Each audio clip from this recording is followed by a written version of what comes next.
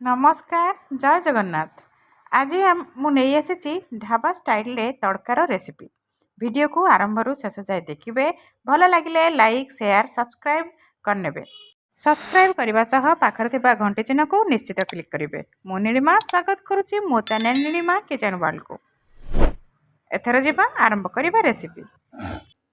तड़का प्रस्तुत करने प्राय 250 ग्राम तड़का को मु भिजेकी प्राय 2 ରୁ 4 घंटा छाड़ देती भिजापी। बर्तमान देखु मोर तड़का गुड़िक डाली गुड़िक सबू पूरा भलसे भिजी जाइए। प्राय 3 ରୁ 4 घंटा छाड़े भिजापी जहाद्वारा तड़काटी आम तड़कार जो डाली गुड़ा भलसे भिजिज आ सीझापी सुविधा हम। तापर ए सबको प्रेसर कुकर रे देदेबा। आवश्यक हिसाब से पानी देकी से अल्प किछि लुण और हलदी देकी सीझापी छाड़ा। मन रखिए गैस उपर प्रेसर कुकर देला परे बसैला परे 2 ରୁ 4टा सीटी मारिबापी छाड़े। 4टी सीटी मारले आपणकर डाली जो तड़कार डाली गुड़िक भलसे पूरा सीझीज जहाद्वारा तड़काटी आमर भल हम। तड़काटी सीझेला बेले मुझे गोटे मीडियम साइज पियाज को छोट छोट काटिकी भी दे देजी। एठी 4टी सीटी मारिबा भितर आम रेडी करनबा।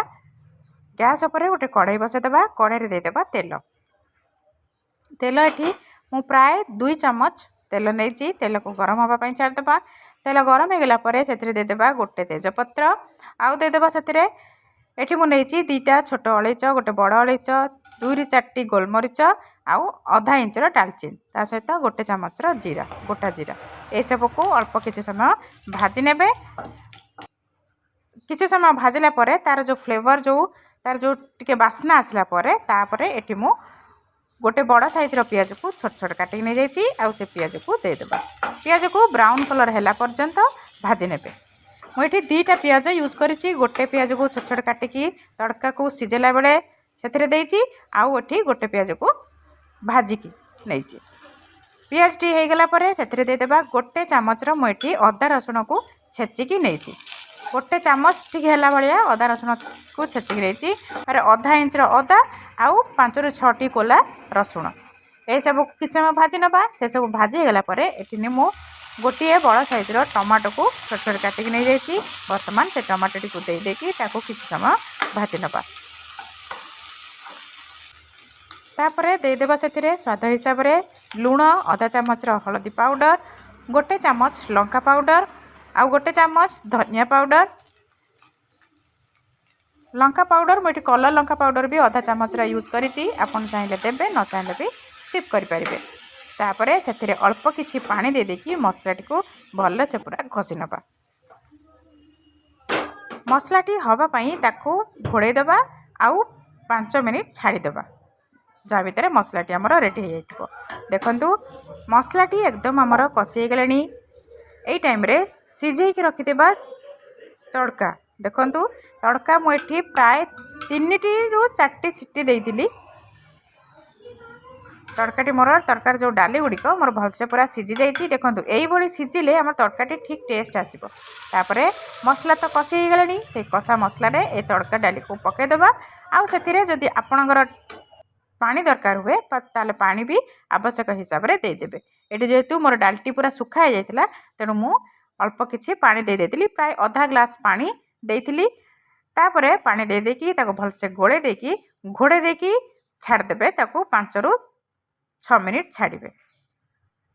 वर्तमान देखंतु प्राय 5-7 मिनिट पर तड़काटी आमर भलसे फुटी जाइए। मसला सहित भी तड़काटी आमर भलसे पूरा मिक्स हो जाइए। यही टाइम रे आमे देदेबा आधा चामच गरम मसला पाउडर। एटी मु आधा चामच गरम मसला पाउडर यूज करी। आपण आपण तड़का केते केते क्वांटिटी से हिसाब से गरम मसला देबे। तापर पकेदेबा किछि कटा धनिया पत्र। कटा धनिया पत्र दे सारा पर एटी मु आधा चामच कसूरी मेथी भी देदेबा। कसूरी मेथी दे सारा पर ताको भल से पूरा मिक्स करनबा। भल से मिक्स करनेबा पर आ मन रखिबे गैस रो फ्लेम एई टाइम रे लो रखिबे। तापर से देदेबा आधा चामच घी घी देला परे ताको घोड़ना देकी किछि समय पई छाड़देबा आउ 5 मिनिट छाड़िबा।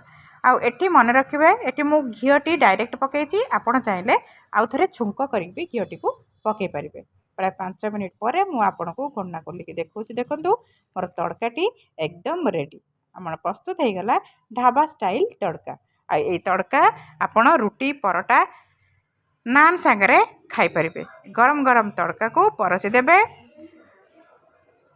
ये तड़कार रेसिपी को घरे निश्चित ट्राए करूँ केमिति लागिला कमेंट माध्यम निश्चित जनातु। आशा करुँची भिडियोटी आपको निश्चित भल लगी लाइक शेयर सब्सक्राइब करने को आदौ भूलें।